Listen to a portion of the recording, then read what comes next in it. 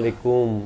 अच्छा, आज एक्चुअली हमारे साथ स्टूडेंट्स जमा थे। आप लोग मेरे ख्याल KIHD के हैं, सॉरी KMDC। KIHD हमें इसलिए याद है कि हमने वहाँ काम किया है KIHD से भी। तो KMDC के तमाम स्टूडेंट्स हैं और बड़ी अच्छी बात है, they are planning to have health stall in health expo, जहाँ आप लोग पब्लिक अवेयरनेस का प्रोग्राम करेंगे। अच्छा, आप लोग किसी ऑर्गेनाइजेशन से रिलेटेड हैं, तो आपके ही रिप्रेजेंटेटिव से हम कहते हैं कि थोड़ा सा अपनी ऑर्गेनाइजेशन का थोड़ा सा इंट्रोडक्शन दे दें, क्या है और आप लोग क्या करने जा रहे हैं। तो उस लिहाज से हम आपको थोड़ा सा यानी इंफॉर्मेशन देनी है कि ये इनको हेल्प मिले जब ये लोगों से डिस्कस करें चीज़ें। जी, थोड़ा सा इंट्रोडक्शन अपनी चीज़। अच्छा, तो basically we are from hopes का जो फुल फॉर्म अगर कहना चाहिए तो वो ये है helping of patients in exigency by students. It is a student based organisation जो है KMDC के स्टूडेंट्स की ही है। ये फ्रॉम टॉप टू बॉटम जितना काम होता है सब स्टूडेंट्स मैनेज कर रहे होते हैं। तो उसमें जो है ये है व्हाट वी डू इज़ के मेन हमारा जो काम होता है it is in Abbasi Shaheed hospital only. लेकिन for other than the works in Abbasi Shaheed, because obviously वहाँ पे जो लोग आते हैं they are very non affording, they can not afford medications and everything. So we provide free of cost medications for them जो ज़कात deserving patients हैं। But other than that we have a few of our ventures। इसमें सारे students ये काम कर रहे होते हैं या कुछ स्पेसिफिक जो मेंबर हैं? Whoever wants to volunteer, everybody is welcome. Anyone who is a part of KMDC is a volunteer of Hopes. They can come at any time. They're welcome at all times. ठीक है, लेकिन उसको certainly run करने के लिए कुछ खास लोग उसमें केडर में होंगे। उसमें ठीक, to make sure कि सारा कुछ organized रहे। I'm in 4th year MBBS. 4th year and you are working in Hopes as a cabinet member। हम लोग की पूरी कैबिनेट फॉर्म होती है हर साल, उसमें प्रेसिडेंट होता है, जनरल सेक्रेटरी होता है। They're all managing work from top to bottom। तो उसके हिसाब से वर्क डिस्ट्रीब्यूशन होती है और फिर they are the permanent people, I would say। इससे कोई फायदा मिलता है अपनी प्रैक्टिकल लाइफ में भी? बहुत ज़्यादा। क्या फायदा? I'm sitting here talking to you right now। See? Confidence। माशाल्लाह। Yeah, exactly। इसी बुनियाद पे। Exactly। सही। And since it's an organization, you get so much contact with the patients themselves, getting to know कि वो कहाँ पर हैं, किस पोजीशन में, क्या सारे स्टूडेंट्स हैं। के लिए एक लेसन है कि कुछ अपने स्टूडेंट लाइफ से ही पेशेंट्स के लिए कुछ ना कुछ करना शुरू कर दें। एक बॉन्ड क्रिएट हो जाएगा आपका अपने पेशेंट से, वक्त डॉक्टर बनने से पहले से ही। अच्छा, आज आपका पर्पस है, क्योंकि हमें आपकी किसी रिप्रेजेंटेटिव ने फ़ोन किया था कि तो क्या मकसद था यहाँ पे आने का? अच्छा, तो हमारा, हालांकि आप लेट हो गए, थोड़ा सा हमारा टाइम ओवर हो जाएगा आज। पता नहीं क्या टाइम हो रहा है अभी। टाइम क्या हो गया? 4। So we have just 30 minutes. Okay. We have to conclude in that. अब आप हमसे क्या चाहते हैं यहाँ? ओके, मैं बताती हूँ आपको। हम लोगों का apart from the works in Abbasi Shaheed hospital, we decided not just to limit our work over there, हम लोग अपनी रीच पब्लिक तक भी बढ़ाएं। तो उसके लिए early we have started planning hopes health expo. This is basically expo center के अंदर there are going to be seminars and clinical stalls, जहाँ पे हर फील्ड से related they are going to be medical students as well as doctors present, जहाँ पे वो main focus उनका होगा to give awareness about all the diseases that can be prevented. अच्छा, ये पूरा जो एक्सपो है ये आप लोग हम लोग खुद कर रहे हैं, यानी स्पॉन्सर्स या वी फाइंड स्पॉन्सर्स या, लेकिन मैनेजमेंट सब कुछ फ्रॉम टॉप टू बॉटम वो हमारे ही एंड से होती है।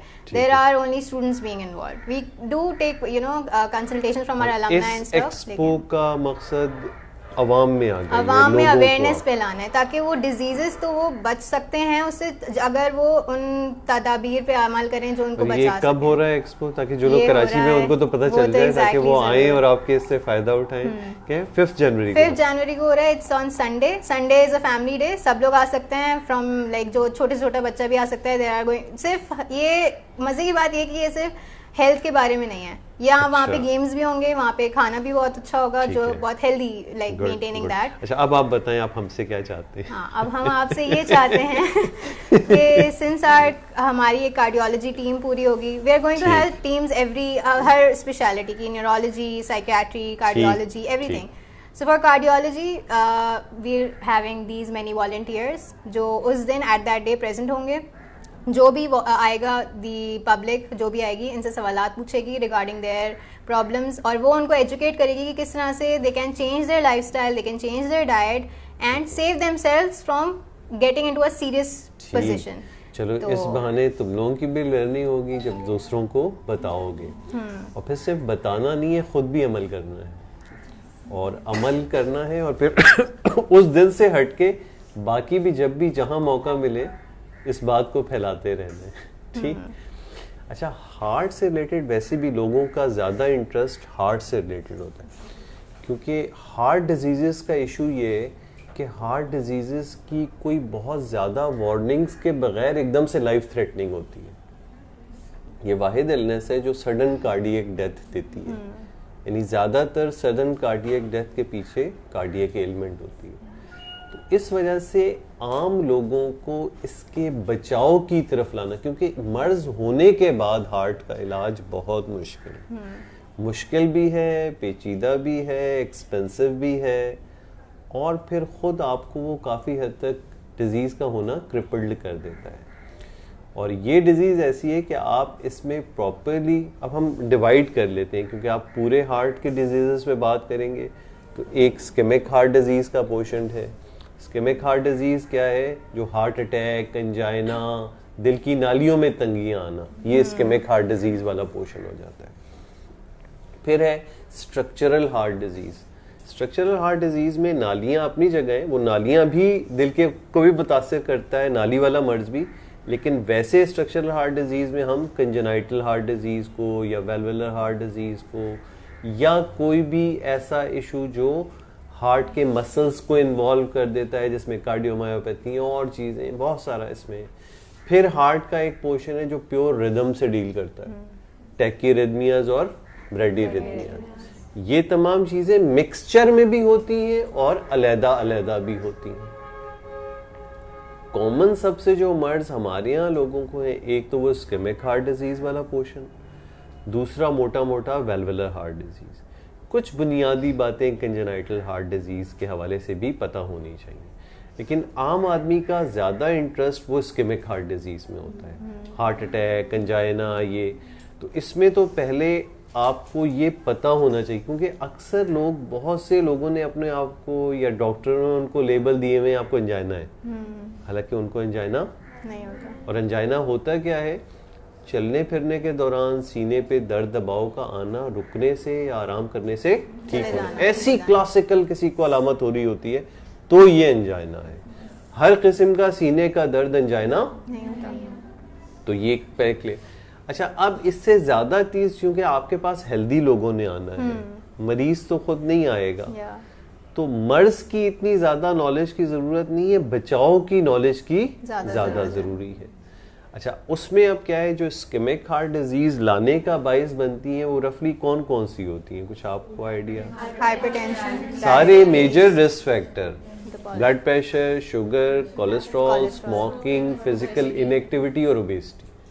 और एक और है, वो हम मॉडिफाई नहीं कर सकते, that is family history positive, जो यानी प्रीमेच्योर कोरोनरी आर्टरी डिजीज की फैमिली में हिस्ट्री। ये भी सिर्फ फैमिली हिस्ट्री नहीं है, यानी आपकी फैमिली में अर्ली एजेस में लोगों का दिल का मर्ज हुआ है, तो आप ज्यादा रिस्क पर हो जाएंगे हार्ट अटैक का मर्ज होने के। तो उसमें क्या होता है कि आपने लोगों को ये बताना होता है कि हर आदमी को अपना रिस्क असेस करना चाहिए। आप अपने आप को हेल्थ में देखते हुए ये ना सोचें कि आप हेल्दी हैं जब तक कि आप प्रॉपरली अपने आप को जज नहीं करेंगे। और जजमेंट के आप अपने स्टॉल पे वो जो सिंपल क्राइटेरियाज हैं वो तो रख सकते हैं। मसलन क्या है, ब्लड प्रेशर आप वहाँ पे देख सकते हैं, आप पेशेंट की हाइट, वेट, जिससे BMI निकलता है, वो उसको वहीं खड़े खड़े बता सकते हैं। इसमें एक और चीज़ वेस्ट सर्कमफ्रेंस भी है, जो हमारे लोगों पे ज़्यादा अप्लाई होती है, क्योंकि हमारे यहाँ लोगों को अगर आप वेट से जज करेंगे तो वो BMI के उस ओबेसिटी में नहीं आ रहे होंगे, लेकिन उनकी अच्छी खासी टमी और वेस्ट पे फैट जमा होगी, क्योंकि हमारे यहाँ लोगों के ये जिस्म पतले होते हैं, वज़न कम होते हैं, तो सारा वज़न इधर है, तो उसमें वेस्ट सर्कमफ्रेंस इंपॉर्टेंट है। ये भी क्राइटेरिया जो लेटेस्ट है 35 इंचेस है फॉर फीमेल और 40 इंचेस फॉर मेल।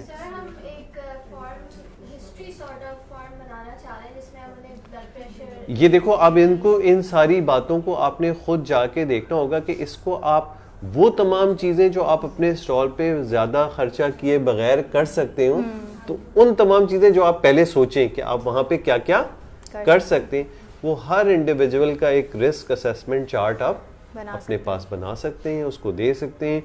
ये एक छोटी सी आपकी स्टडी हो सकती है। आप चाहें तो उस डेटा को रखें तो फिर आप पब्लिश कर सकते हैं, कंपाइल 100-200 लोगों का एक राह चलते लोगों के आपने रिस्क असेस किए, तो उनके रिस्क का स्टेटस क्या निकला, कितने ओबीस निकले, कितने ओवरवेट निकले, कितने नॉर्मल निकले, कितने स्मोकर निकले। कुछ बातें आपको हिस्ट्री से पता चल जाएंगी, कुछ एग्जामिनेशन से पता चल जाएंगी। इवन चूंकि आपके पास स्पॉन्सर्स हैं तो आप वो स्ट्रिप से शुगर और कोलेस्ट्रॉल के टेस्ट भी कर सकते हैं, वो अक्सर फार्मा कंपनीज वाले वहाँ पे तो आप काफ़ी कॉम्प्रिहेंसिव रिस्क असेस लोगों का वहाँ पर कर सकते हैं। फिर उसमें फिर अच्छा है कि क्योंकि इस किस्म की चीज़ों में फिर रश लगना भी शुरू हो जाता है, तो आप लोगों को ये भी चाहते हैं कि कोई आपसे ये सोच करके ना चला जाए कि यहाँ रश यार बाद में आ जाऊँ, तो आप इसके डिफरेंट बूथ्स बना दें। कोलेस्ट्रॉल का उधर अलग बैठा हुआ है बंदा, ब्लड प्रेशर का अलग बंदा हुआ है, जो हिस्ट्री का है वो, ताकि एक वक्त में आप 6-7 लोगों को एंटरटेन कर रहे हो ताकि वो रश ना हो, और वो आपस में आप खुद देखेंगे कि कैसे आपने, क्योंकि मैन पावर आपके पास है वो। तो एक तो ये रिस्क। अच्छा, अब इसमें मेरा ख्याल है कि आप लोग थोड़ा सा आप हमारी वीडियोस देख लीजिएगा, और जैसे आपको ये पता हो कि एटलीस्ट हाइपरटेंशन के लिए ब्लड प्रेशर कब, यानी वो एक वक्त की रीडिंग हाइपरटेंशन नहीं है, वो सिर्फ एक मरीज के, वो आदमी के लिए एक इंडिकेटर होगा कि आपका अभी का स्पॉट बीपी बढ़ा हुआ था, अब क्या करना होगा, उसको वैलिडेट करना होगा। तो ये आपको पता होना चाहिए, और क्या रेंजेस उसके लिहाज से चाहिए। एक डायबिटिक के लिए रेंजेस कुछ और है, एक नॉन डायबिटिक के लिए कुछ और। तो आपको थोड़ा सा हाइपरटेंशन की बुनियादी चीजें फॉर सेक ऑफ डायग्नोसिस और क्लासिफिकेशन वो आपको पता होनी चाहिए, ताकि आप ऑथेंटिक नॉलेज मरीज को दे सकें, या मरीज ना भी हो एक आम आदमी को दे सकें। और उसके चाहे तो आप चार्ट बना सकते हैं कि ब्लड प्रेशर की क्लासिफिकेशन, नॉर्मल क्या होता है, एलिवेटेड क्या होता है, स्टेज 1। आजकल जो अमेरिकन हार्ट एसोसिएशन की रिकमेंडेशन है उसमें ये 4 कैटेगरीज हैं कि नॉर्मल है, एलिवेटेड है, स्टेज 1 है, स्टेज 2 है, और कौन कब ट्रीट होता है उसके चार्ट भी होते हैं। वो खैर आप वर्बली बता सकते हैं कि आपका ब्लड प्रेशर नॉर्मल कितना, क्योंकि इसमें लोगों की बहुत सी मिसकंसेप्शन है, भाई एज के लिहाज से बीपी कुछ और होता है, ऐसा नहीं है। चाहे आप किसी एज में भी हों, बीपी के टारगेट किस पे डिपेंडेंट होते हैं, आपके रिस्क फैक्टर पे। अगर आप हाई रिस्क हैं तो 130/80, लो रिस्क हैं तो 140/90। हालांकि स्टेज 1 हाइपरटेंशन उस क्लासिफिकेशन में 130 से शुरू हो जाती है, तो इसका मतलब है इवन स्टेज 1 को भी आप ट्रीट नहीं कर रहे अगर पेशेंट लो रिस्क है। तो यानी इसका मतलब ये कि कोई भी एक डिजीज, ये डॉक्टरों के लिए भी एक लेसन है कि एक डिजीज पे उस ट्रीटमेंट का डिसीजन नहीं कर सकते जब तक आप मरीज को कॉम्प्रिहेंसिवली असेस नहीं करेंगे। दूसरा फिर शुगर का है तो शुगर के भी आपको डायग्नोस्टिक क्राइटेरिया पता होने चाहिए, और एक अच्छा कंट्रोल क्या होता है शुगर का, उसमें हीमोग्लोबिन A1C की इन्वॉल्वमेंट बहुत ज़रूरी होती है। अक्सर लोग सिर्फ स्पॉट भी काफ़ी नहीं है, सिर्फ हीमोग्लोबिन A1C भी काफ़ी नहीं है।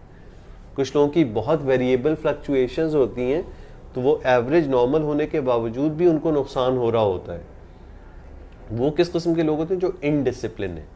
इनडिसिप्लिन ये है कि वो खा ज़्यादा लेते हैं तो दवाई ज़्यादा खा ली, तो कुछ लम्हे के लिए वो शुगर, लेकिन वो जब बढ़ती है और घटती है तो वो हर हाल में आपको नुकसान पहुंचा रही है। वो एवरेज ठीक होती है, लेकिन होता क्या है उनके साथ कि उनकी 4 घंटे की बहुत बढ़ी भी रही है और 2 घंटे की बहुत कम रही है। तो उन्होंने एक्चुअली एक आर्टिफिशियल वे बना लिया है अपनी एवरेज को सही लाने का। तो दोनों हर तरह की रीडिंग्स की एक अपनी इम्पोर्टेंस है। तो वो शुगर का मरीज है तो उसको ये गाइड करें कि वक्तन फवक्तन स्पॉट शुगर्स डिफरेंट टाइमिंग्स के वो ले लिया करें, और एक एवरेज भी कराएं, और अपना खाना पीने का एक स्टैंडर्ड रखना होता है। ये नहीं होता है अक्सर अपने बुजुर्ग आप देखें आज 2 गोलियां खा लेते हैं, 2 गुलाब जामुन खाने हैं। ये एक सा रखना है डाइट। वो नंबर से क्या है, नंबर तो आप किसी तरह भी खींच के नीचे ले आएंगे, ये तो इसका मतलब अपने आप को धोखा दे रहे हैं। आपने एक एवरेज अपने हिसाब से डाइट को एक प्लान कर देना है। आम आदमी की ऑडिट तो ये होता है कि मंथली ऑडिट वो कर सकता है, एक डायबिटिक आदमी को हर मील को एक डिसिप्लिन करना होता है कि उसके नाश्ते के मील में क्या लेवल होने चाहिए, कार्बोहाइड्रेट, प्रोटीन या दूसरी चीज़ों के, सुबह रात के खाने में, क्योंकि उसकी डोजेजेस उसके हिसाब से सेट हुई हुई हैं।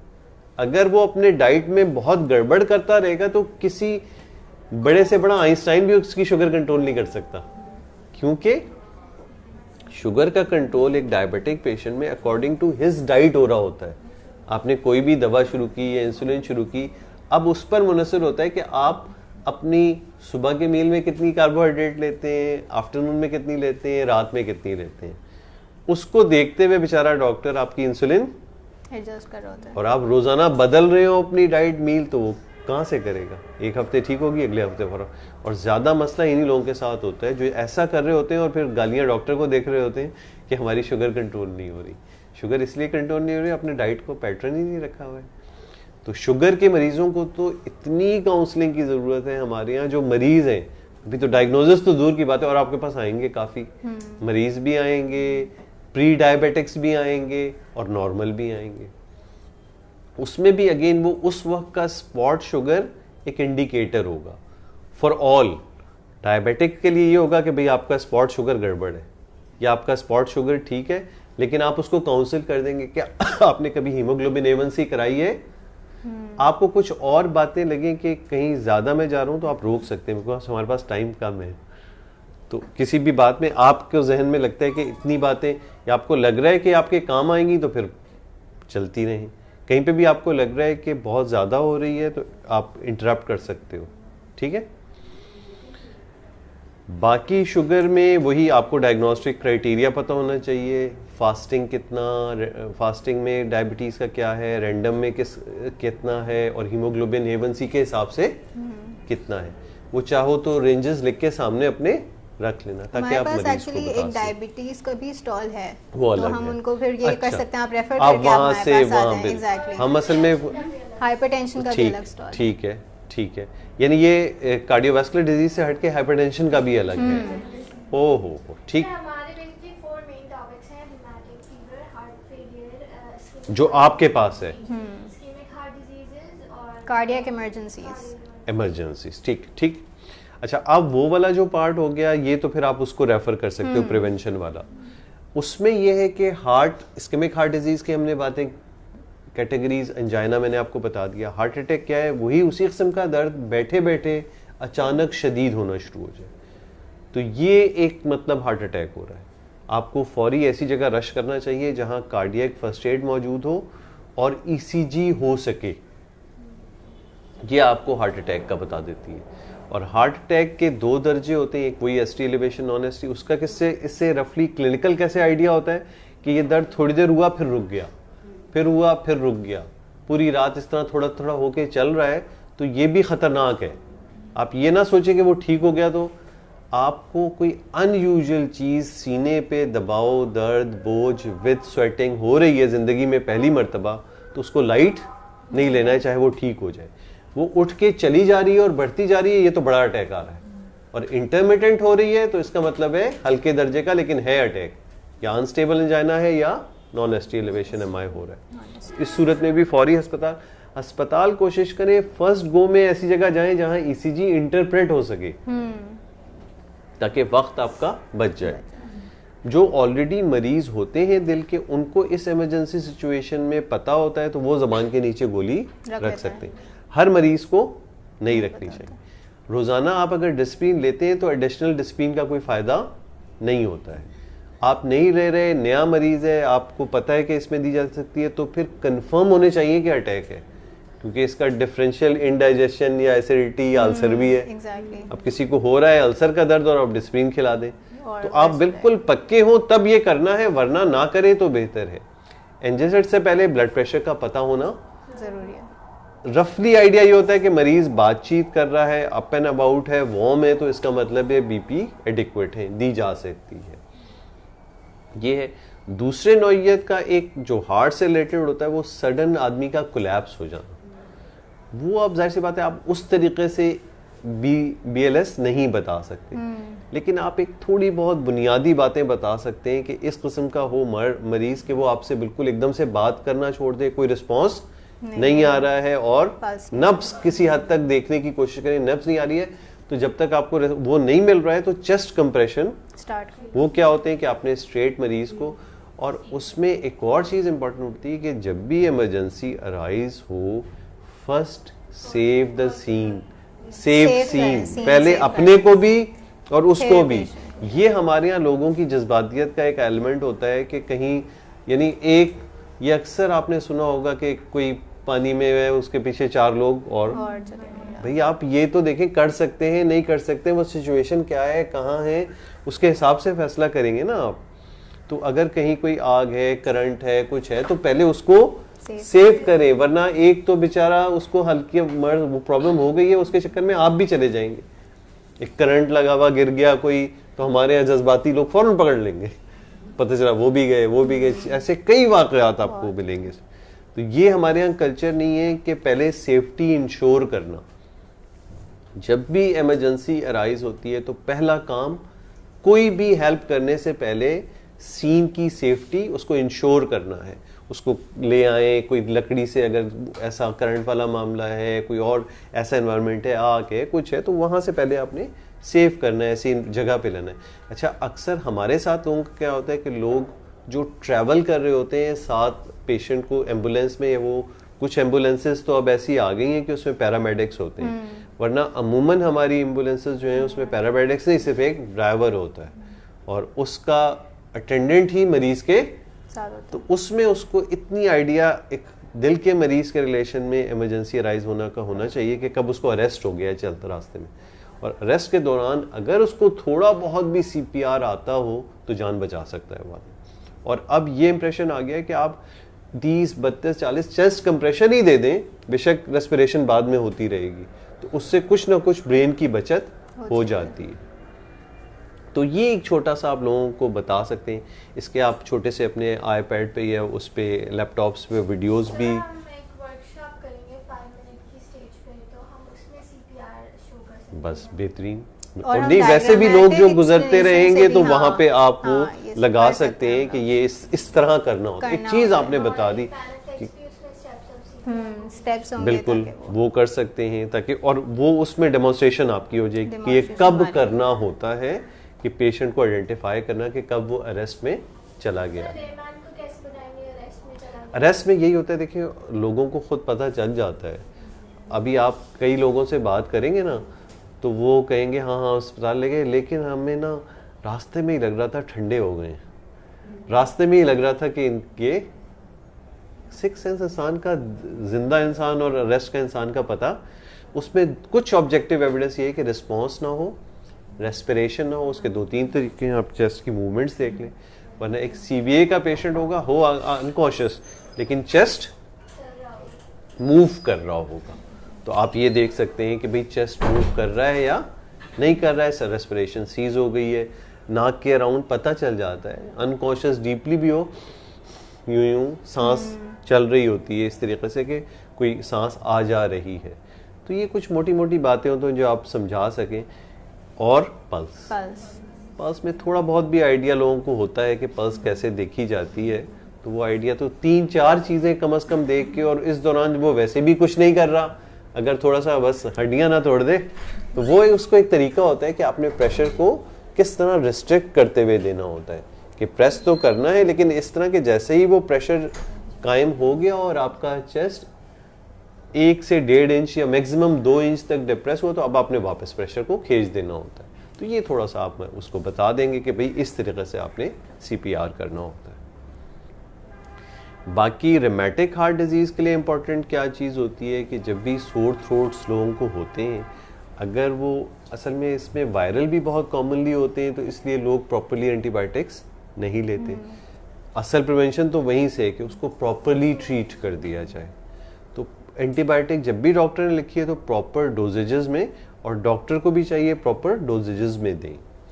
इसके बाद सोर थ्रोट के बाद जो चीज़ अराइज होती है किसी में एज ए रिमेटिक फीवर, वो क्या होती है, माइग्रेटरी आर्थराइटिस। नहीं, इस नौइयत का जॉइंट पेन हो रहा है कि पहले आपके एंकल में हुआ, सूजन आई, इस हद तक हुआ कि कोई चीज आपसे टच नहीं कर सकेंगे उसको। एक आर्थल्जियाज होते हैं, वो तो हमारे हर तीसरे आदमी को होते हैं, बॉडी एक्स एंड पेन्स, वो नहीं है रेमेटिक आर्थ। रेमेटिक में प्योर आर्थराइटिस होगा, इन्फ्लेमेशन होगी, और वो भी माइग्रेटरी, पहले इधर आएगी एंकल में, फिर नी में, इसी तरह ये इधर ऊपर जा रही होगी।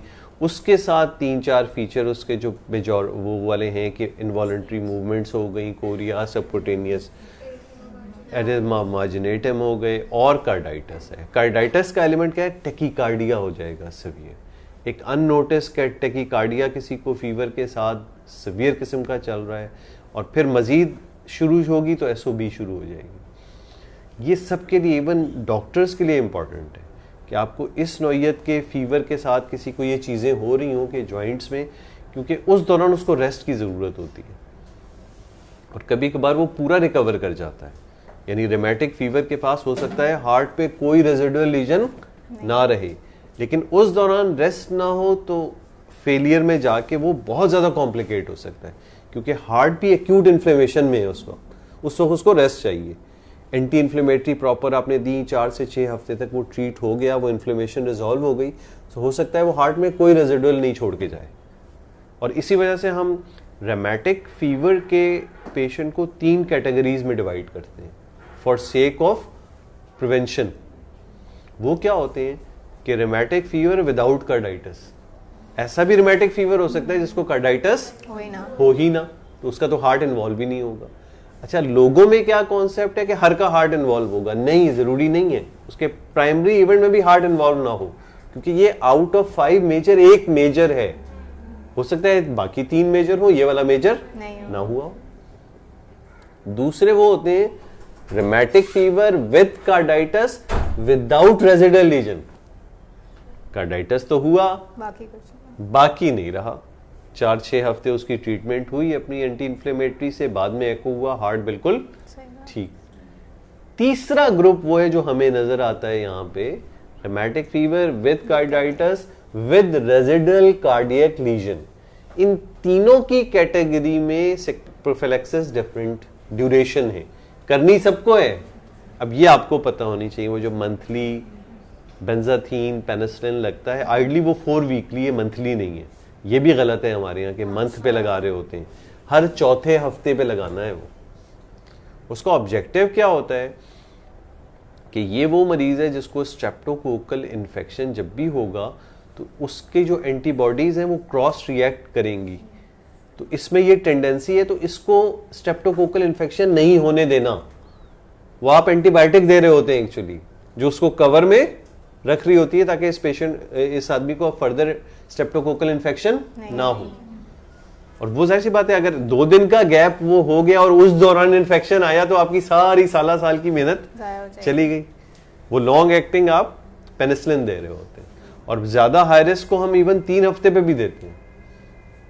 लेकिन ये आपने मरीजों को समझाना होता है कि इसके एक्चुअली क्या बचा रहे हैं, हार्ट की फर्दर डिटेरेशन, क्योंकि अगर वो फिर इन्फेक्शन हो गया, एंटीबायोटिक क्रॉस रिएक्ट करेंगी, जो एग्जिस्टिंग लीजन है वो फर्दर रैपिडली प्रोग्रेस होगा। जैसे माइल्ड एमएस आज का है, वो 10 साल बाद मॉडरेट बनता है, इसमें 2 साल में मॉडरेट बन जाएगा। और अल्टीमेटली फिर इन मरीजों को जब स्ट्रक्चरल डिफेक्ट बहुत ज्यादा बढ़ जाता है तो ऑपरेशन की जरूरत होती है। अब ये लोग क्या होते हैं, ऑपरेशन से भाग रहे होते हैं। एक वक्त आ गया जब डॉक्टर ने आपको कह दिया कि अब ऑपरेशन करना है, तो वो ऑपरेशन ही करना होगा। तो रेमेटिक की आपको प्रोफिलैक्सिस, डायग्नोसिस से फिर फर्दर प्रिवेंशन, और फिर प्रिवेंशन के बाद एप्रोप्रिएट ट्रीटमेंट, ये तीनों स्टेप पे लोगों को गाइड करना है। डॉक्टर से प्रॉपर ट्रीटमेंट लेना, नहीं वो फिर डॉक्टर का काम है, मरीज खुद तो कल्चर वल्चर नहीं कर सकता ना। जी, वो आपको अपनी दवा पूरी करनी चाहिए और उसके हिसाब से जो टेस्ट कहे जाएं वो कराने चाहिए। असल में सोर थ्रोट, मैंने वही बताया, बहुत ज्यादा वायरल होता है, तो इस वजह से बहुत से डॉक्टर्स भी एंटीबायोटिक नहीं देते। तो अब ये तो वो बेचारे मरीज का तो पार्ट नहीं है ना वहां पे, उसको तो डॉक्टर जैसे ट्रीट करेगा। मरीज का पार्ट इसमें वहां से शुरू होगा कि बस इतना है कि जो दवा डॉक्टर दे वो लेनी है और पूरा कोर्स पूरा करना है, ये एक पार्ट। सर हमारा एक ऑब्जेक्टिव ये भी है कि हमें एंटीबायोटिक रेजिस्टेंस के अगेंस्ट भी बोलना है कि लोग जी, उसमें ज्यादा काम ना डॉक्टर्स का है, लेकिन मरीजों को ये अवेयरनेस होनी चाहिए ना कि जो फौरन दवा शुरू करता है वो बहुत अच्छा डॉक्टर नहीं है।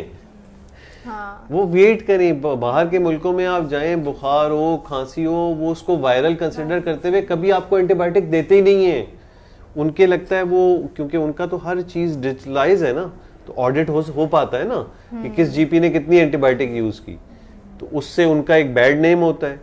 तो वो तो इवन खांसी बढ़ के इस हद तक के कभी कभार अस्पताल मरीज को जाना पड़ जाता है, उन्होंने एंटीबायोटिक नहीं देनी है, इतना इंतजार करते हैं तब जाके देते हैं वो एंटीबायोटिक, क्योंकि maximum upper respiratory tract infection viral होते हैं जो अपने टाइम से ठीक हो जाते हैं।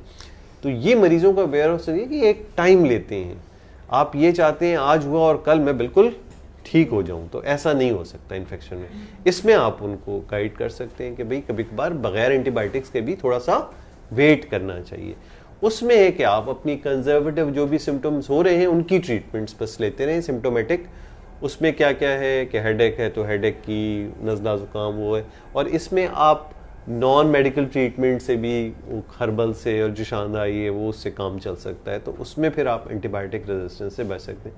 हमारे यहाँ बड़ा मुश्किल है, बहुत सर, क्योंकि सेल्फ मेडिकेशन यहाँ पे इतनी चलती है। अब तो पता है लोगों को कि अब तो हर चीज़ पता है कि ये ले लो, इवन सेफेस्पैन के सिरप खुद ही ले रहे होते हैं लोग। सेफेस्पैन 3rd जनरेशन एंटीबायोटिक वो खुद ही ले रहे होते हैं कि बस छोटे बच्चे को ये दे देना। वो घर में कुछ डॉक्टर बन चुके होते हैं ना बार बार बच्चों को दिखा के, तो वो आप एक पूरा ट्रांसफॉर्म कल्चर हो। तो फिर असल चीज़ वहीं पे आ जाती है, प्राइमरी केयर पे प्रॉपर है ही नहीं ना लोगों के पास कोई। आप मुझे बताएं आज किसी को छोटा मोटा बुखार हो, वो कोई गवर्नमेंट सेटअप ऐसा है जहाँ जाके दिखा सकता है? ये तो सारे हम टर्शरी केयर देख रहे हैं ना, जब बीमारियां बढ़ के ख़राब हो के फिर आ रही हैं, तब वो हमारा प्राइमरी केयर पे कोई नेटवर्क है ही नहीं, जो इम्पॉर्टेंट चीज़ है। 80-90% डिजीज तो प्राइमरी और सेकेंडरी केयर पे हो रही है जो सही से ट्रीट हो। अच्छा, वो सही से ट्रीट हो जाए तो हमारे पास मरीज ही कम हो, इतना रश ना लगे जो अभी हमारे पास लगा हुआ है। बाकी क्या IHD हमने कवर कर लिया, रेमेटिक कवर कर लिया, और क्या इमरजेंसी को भी किसी हद तक, हार्ट फेलियर, हाँ ये चीज़ रह गई। अच्छा, हार्ट फेलियर देखो क्या होता है। हार्ट फेलियर अब हमारे यहाँ डिवीज़न, जो टेक्निकल डिवीज़न आ गई है, वो रेफ और हेफ की है। रेफ क्या होता है? ज़्यादा हमारा हार्ट फेलियर का मतलब रेफ है, पेफ ज़रा डिफ़िकल्ट है, वैसे भी आम आदमी के समझ में आने वाली बात भी नहीं है। रेफ क्या है? Reduce ejection fraction. अच्छा, इजेक्शन फ्रैक्शन का एक बड़ा गलत कॉन्सेप्ट लोगों में है। वो जितना लिखा हुआ होता है 25% लोग समझते हैं हार्ट उतना काम कर रहा है। ये डॉक्टर्स में भी है। इसकी मैंने एक वीडियो बनाई है बज़ाब्ते ये बताने के लिए कि इसका मतलब ये नहीं होता, क्योंकि नॉर्मल इजेक्शन फ्रैक्शन 55 है, 55 से अबव। तो अब किसी का इजेक्शन फ्रैक्शन 30% लिखा हुआ आ रहा है, इसका मतलब उसका हार्ट 30% काम नहीं कर रहा है, उसका हार्ट 60-65% काम कर रहा है। क्योंकि नॉर्मल ऐसा नहीं है कि जितना दिल के पास खून आ रहा है 100 का 100 चला जाता है बाहर, फिर तो दिल खाली हो जाएगा बिल्कुल। तो उसमें से 55% आगे वो फेंकता है, 45 उसके पास रहता है। तो किसी का दिल अगर 35% आगे फेंक रहा है तो काम की एफिशिएंसी के लिहाज से वो 50% के अराउंड काम कर रहा है उसका दिल। और ये परसेंटेज भी ये चीज नहीं है कि दिल कम काम कर रहा है, आपने क्या कर लिया है कि दिल के रिजर्व्स कम हो गए हैं। आम नॉर्मल हालत में जब आप वॉल्यूम ठीक चल रहा हो, सब कुछ कर रहा हो, तो इवन ये 25% भी काफी होता है। क्योंकि आप देखते हैं ना, एक 25% का वो पेशेंट होता है जिसको ना पल्मोनरी एडेमा है, वो चल भी रहा है, सीढ़ियां भी चढ़ रहा है, सब कुछ कर रहा है। इसका मतलब है कि आपने अपनी दवाइयों से उसका वॉल्यूम स्टेटस मैनेज करके, उसका आफ्टर लोड रिड्यूस करके, उसकी उस 25% की जो कंट्रैक्शन पावर थी उसको इतना कर लिया है जो उसके लिए ठीक है, कि जितना ब्लड उसके पास प्रीलोड में आ रहा है उतना ही वो उसको आगे स्ट्रोक आउटपुट से निकाल लेता है, क्योंकि आपने बाकी चीजों को मैनेज कर लिया। तो इसका मतलब ये हरगिज नहीं है किसी का 30% हार्ट काम कर रहा है तो उसका आम हालत में एक दूसरे वाले के मुकाबले में वो कम है। अगर वो अपने आप को अच्छी तरह वॉल्यूम के स्टेटस को मेंटेन रखेगा, अपनी आफ्टर लोड रिड्यूसिंग मेडिकेशन सही लेगा, अपनी सिंपैथिक एक्टिविटी को कंट्रोल करने वाली मेडिकेशन प्रॉपर रखेगा। इसमें क्या होता है, लोग अक्सर वो वाटर पिल छोड़ देते हैं अपने तौर पे या कम कर देते हैं, जो पल्मोनरी एडेमा का बायस बनता है, क्योंकि वो क्या कर रही होती है, वो एक्स्ट्रा वाटर जो एक्यूमुलेट हो रहा है उसको डायरेक्ट निकाल रही है, तो आपका वॉल्यूम डिसबैलेंस हो जाता है। या कभी आप वॉल्यूम ज़्यादा ले लेते हैं अपने हिसाब से, उससे गड़बड़ होता है, नमक ज़्यादा ले लेते हैं, वो होता है। रिजर्व्स कम होने की वजह से इन लोगों को इन्फेक्शन हो जाते हैं। इन्फेक्शन में इनके हार्ट के पास इतना रिजर्व नहीं है कि वो जब कार्डियक आउटपुट ज़्यादा की ज़रूरत है तो वो उसको कोप कर पाए। तो अब इन लोगों के लिए क्या चीज़ आ गई है, इम्यूनाइजेशन। एडल्ट को इम्यूनाइज अब कर सकते हैं, 50-60 साल के को एच इन्फ्लुएंजा और नीमोकोकल इम्यूनाइजेशन दे सकते हैं, तो वो आप इनको काउंसिल कर सकते हैं। हार्ट फेलियर को, हार्ट फेलियर के मरीज को पहले समझाना इंपॉर्टेंट है। अक्सर लोग ये हार्ट फेल का लफ्ज हार्ट अटैक के लिए इस्तेमाल करते हैं, फला का हार्ट फेल हो गया। हार्ट फेल हो सकता है हार्ट अटैक में, अगर बहुत बड़ा हार्ट अटैक हुआ और उसी वक्त हार्ट के मसल्स पे इतना इम्पैक्ट आ गया कि हार्ट पंप नहीं कर पा रहा। वरना ज्यादातर हार्ट अटैक के मरीज हार्ट फेल होने से नहीं, एरिथमिया की वजह से मरते हैं। Life threatening arrhythmias are the reason behind. या जो आपको मिलते हैं अक्सर लोग कि कल तक ये ठीक थे, ये शाम तक मैंने देखा, रात सोए और सुबह उठे नहीं, हार्ट फेल हो गया। हार्ट फेल नहीं हुआ, ये कोई ऐसी धड़कन बेतरतीब इस नौइयत की आई कि जिसमें वो हार्ट पंप नहीं कर पाया। तो वो समझना चाहिए कि हार्ट फेलियर का वो एलिमेंट गलत है जो हम कहते हैं हार्ट फेल हो गया। Heart failure actually her heart disease का एंड रिजल्ट होता है, चाहे वो इस्केमिक हार्ट डिजीज हो, चाहे वो वेल्वुलर हो, चाहे हाइपरटेंसिव हो, कार्डियोमायोपैथी हो, कुछ हो, वो अल्टीमेटली क्या करेगी, हार्ट के पट्टों को इस तरह मुतासिर कर देगी कि हार्ट का फंक्शन नॉर्मल से कम हो जाएगा। उसमें प्रॉब्लम फिर क्या होता है कि वॉल्यूम ओवरलोड का होना या कार्डियक आउटपुट का कम होना। उसमें शॉक में जाता है मरीज, इसमें पल्मोनरी एडेमा में जाता है। और फिर चूंकि इस प्रॉब्लम के साथ उसको और डिजीजेस चल रही होती हैं साथ एसोसिएटेड जो भी हैं, इरिथमियाज भी हो रहे होते हैं, एएफ हो सकता है, नहीं हो सकता, वेल्व का एडिशनल प्रॉब्लम साथ है, स्टेनोसिस है, रिगर्जिटेशन है, जो उस पर फर्दर इम्पैक्ट डाल रहा होता है। स्कीमिया चल रहा हो, हार्ट फेलियर को फर्दर अटैक आएगा तो वो और वर्सन कर देगा। तो हार्ट अटैक आने का मतलब ये होता है कि आपके पास रिजर्व बहुत कम हो गए हैं। अब आपको बहुत ज़्यादा ख्याल रखना है अपनी प्राइमरी इलनेस को काबू करने का भी, उसको रेक्टिफाई करने का भी, और बाकी ट्रीटमेंट और जो कंजर्वेटिव मेजर्स हैं उसको बहुत अच्छे से करने का। ठीक, और कुछ? सर एक वीडियो थी आपकी, आपने कहा था कि किसी पेशेंट को हार्ट अटैक हुआ हो तो वो अपनी ईसीजी की फोटोकॉपी रखे। हाँ, ये इंपॉर्टेंट, ये बात इसलिए थी, ये बल्कि बड़ी अच्छी बात तुमने खुद ही कह दी। ये अपने उन तमाम जो भी तुम्हारे पास पेशेंट्स आते हैं, चाहे वो डायबिटिक है, हाइपरटेंसिव है, कुछ है, उसकी कभी कोई ईसीजी हुई भी है तो उसको बताओ कि उसको फोटोस्टैट करा ले, क्योंकि ईसीजी 2 से 3 महीने में मिट जाती है। और कभी कभार ये पुरानी ईसीजी हमारे लिए इमरजेंसी में इतना गोल्डन पीस ऑफ पेपर होता है, आप सोच नहीं सकते कि किसी की फर्ज किया अटैक के बाद 2 मिलीमीटर की स्टेबिलेशन रह गई है। अब ये मरीज अपनी ईसीजी लेकर आता है 1 साल बाद यहाँ पे किस चेस्ट पेन के साथ, और इसको चेस्ट पेन के साथ वो ईसीजी होती है, तो डॉक्टर के लिए आइडेंटिफाई करना आसान होगा कि ये इसकी ओल्ड चेंजेस हैं। और अगर वो ईसीजी नहीं होती है तो उसको हो सकता है एसके लग जाए, तो इसकी तो एलिवेशन आ रही है, इसको हार्ट अटैक हो गया, उसको दाखिल कर लेंगे।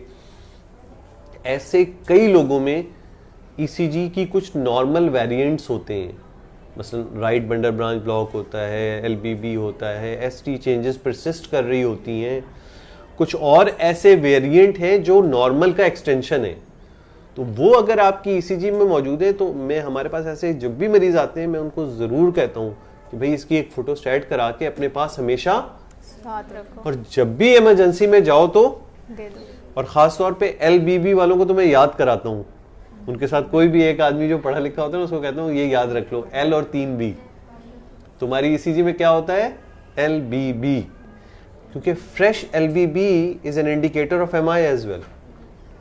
और ऐसा कई मरतबा होता है कि इस किस्म के मरीज एटिपिकल सिम्टम के साथ कहीं गए, वहां पे डॉक्टर ने ईसीजी की, बड़ा खुश हो गया, उसने एमआई डायग्नोज कर दिया। ये ओल्ड चेंजेस थी हालांकि, अब पुरानी ईसीजी होती तो वो फौरन पिक कर लेता कि भाई ये MI नहीं है, ये तो सिम्टम ही एटिपिकल है, तो ये ECG चेंजेस किसी और वजह से आ रहे हैं। इसलिए इंपॉर्टेंट है हर दिल के मरीज की एक लेटेस्ट ECG जो उसने कराई हुई हो उसके पास रिकॉर्ड की सूरत में ज़रूर होनी चाहिए। कुछ लोग गैर ज़रूरी चीज़ें भरी हुई होती हैं उनकी फाइलों में, ज़रूरी और काम की चीज़ें नहीं होती हैं। ज़रूरी चीज़ें आपके डिस्चार्ज समरीज हैं, आपकी कोई एको की रिपोर्ट है, कोई एंजियो की रिपोर्ट है और लेटेस्ट ब्लड टेस्ट है बस। अब वो पूरे ब्लड टेस्टों का ठीक है वो आपके पास रिकॉर्ड में होने चाहिए, लेकिन फौरी असेसमेंट में जो हेल्प करती हैं वो ये चीज़ें हैं। उसमें क्या होता है जब आप बहुत ज़्यादा डॉक्यूमेंट रखते हैं तो काम की चीज़ भी फिर देखी नहीं जा सकती, वो काम की चीज़ों को अलग रखना चाहिए। ठीक, और कोई आखिरी सवाल प्रेस कॉन्फ्रेंस का? सर मेरे पास एक सवाल है। लास्ट ईयर भी हमारी कार्डियोलॉजी टीम थी इन दी एक्सपो, तो the feedback that we got from them, उनका ये कह रहे थे कि हर पेशेंट जो आया था वो हमसे ये कह रहा था कि आप ECG क्यों नहीं हमें प्रोवाइड कर रहे अभी यहाँ फ़ौरन। तो ऐसा हो सकता है कि उस सेटअप में हम लोग एक ECG अरेंज कर सकते हैं? ECG कर तो लो, फिर मसला ECG से अगले स्टेप का आएगा, आप बताएं इसमें क्या है। हाँ, exactly. फिर ECG में क्या है तो मुझे मर्ज क्या है, वो तो कंसल्टेशन शुरू हो गई है, exactly. तो वो आप नहीं कर सकते। वो आप उनको कहते हैं कि ये हमारा सिर्फ अवेयरनेस का है, ये कोई वैसे, क्योंकि हमारे पास स्पेशलिस्ट कार्डियोलॉजिस्ट तो है नहीं कि वो आपको ECG के बाद आगे की, हाँ खुदा ना खास्ता किसी को कोई ऐसी एलिमेंट उस दौरान शुरू हो जाएगी तो वहां पे तो ECG आप कर लेंगे कि ECG के साथ भेजें आपको, लेकिन मेरा नहीं ख्याल कि उसकी कोई नीड होगी ECG। तो उनका असल में मिसकंसेप्ट है लोगों का भी ना हमारे यहाँ, कि कोई चीज़ जो बता रहा है वो किस लेवल तक बता। हमारे पास भी इनबॉक्स में आप नहीं सोच सकते किस किस्म की कंसल्टेशंस मेरे पास इनबॉक्स में आ रही होती हैं इस पेज की वजह से। फिर उनको समझाना पड़ता है कि मेडिकल एडवाइस के लिए जब तक के प्रॉपरली आप हिस्ट्री, एग्जामिनेशन, तमाम चीज़ें उनको कंक्लूड करके ना देखें आप नहीं कर सकते मेडिकल एडवाइस। तो इसलिए वो ECG में खुले। सर वो डाइट का हमेशा पूछेंगे कि ब्लड प्रेशर लो हो जाता है तो हम क्या अंडा खा लें तो उससे? देखिए अंडे में तो कोई प्रॉब्लम नहीं है, वैसे मैं कह रहा हूँ देखो लो ब्लड प्रेशर कोई बीमारी नहीं है, पहली चीज़ तो ये समझाना चाहिए। बोले आप BP चेक करें, अगर आपका 100 से ऊपर आ रहा है तो लो ब्लड प्रेशर कोई बीमारी। हमारे यहाँ ज़्यादातर लोगों का कॉन्सेप्ट क्या होता है, वो जो एक फटीग वाली फीलिंग या एक डिप्रेस वाली फीलिंग आई हुई होती है ना, उसको वो नाम क्या देते हैं, लो ब्लड। कुछ काम करने का दिल नहीं चाह रहा है अपना, बेचारा प्रॉब्लम क्या है, लो ब्लड प्रेशर। वो क्या है, वो आपकी मेंटल स्टेटस होती है। लो ब्लड प्रेशर जो कार्डियोलॉजी के ज़बान में मर्ज होता है, क्या होता है, BP 100 से कम हो जाए, एविडेंस ऑफ हाइपोपरफ्यूजन मिल रहे हो, आपकी कोल्ड कामी स्किन शुरू हो गई, मेंटल ऑप्टेंडेशन शुरू हो गई, आपको सिनकपी, आप गिरने लग जाएं, ये है लो ब्लड प्रेशर। अंधेरा आ जाए, ये है लो ब्लड प्रेशर। आप सब कुछ कर भी रहे हैं और हमें लो ब्लड प्रेशर है, ये पता नहीं कौन सा लो ब्लड प्रेशर है। अच्छा कुछ लोगों के नॉर्मल रहते हैं ना आंटी हैं, वो भी लो ब्लड प्रेशर नहीं कहलाएंगे। और वो अक्सर घरों में तो मेरा BP चेक करो और शायद लो हो गया हो। तो भाई अगर लो हो भी गया तो आपने लो ब्लड प्रेशर कभी भी वजह के बगैर नहीं होगा। उसमें कॉमनली वजह क्या है, डिहाइड्रेशन कॉमन, वो गर्मियों में होता है, वो एक्सेप्टेबल है। तो उसमें भी किसी को दिखाने से बेहतर है आप जल्दी से कोई पानी पीते रहे ताकि आपको डिहाइड्रेट, सॉल्ट और वाटर की डिप्लीशन ना हो, आप खुद ही उसका ख्याल रखें। और फिर दूसरी चीज़, दवाइयाँ एक्स्ट्रा, यानी कोई नई डोजेजेस शुरू होती हैं तो वो हाइपोटेंशन कर सकती हैं, तो ये मुमकिन है फिर आपको दवा को कम करना पड़ेगा या जो कुछ भी करना पड़ेगा। ठीक सर ये जो मेंटल स्टेटस है ये हमारे BP पे इफेक्ट डाल सकती है लो ब्लड प्रेशर वाले पे? लोग अगर सोच रहे हैं तो सोचने से लो नहीं हो जाएगा बल्कि हाई हो जाएगा। आप टेंस होंगे, जहन में कोई ख्यालात होंगे तो फॉल्स हाई आ रहा होगा BP। ठीक, और लो ब्लड प्रेशर एक और चीज होती है, वो होता है एक्चुअली होता है हाइपोग्लाइसीमिया।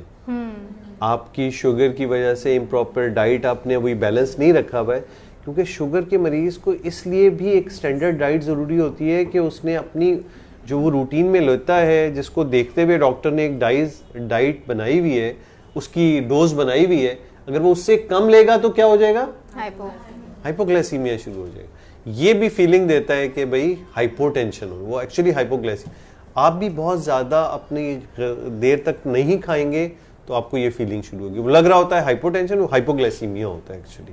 तो वक्तन फ़वक्तन बहुत लंबे ड्यूरेशन का गैप खाने में नहीं करना चाहिए। अक्सर ख़वातीन में होता है हल्का सा नाश्ता किया, काम करे अब वो कामों में इतने बिजी हैं कि खाने का इसमें हो सकता है वो गिर भी जाए, वो एक्चुअली हाइपोग्लाइसीमिया के फीचर की वजह से गिर जाती है।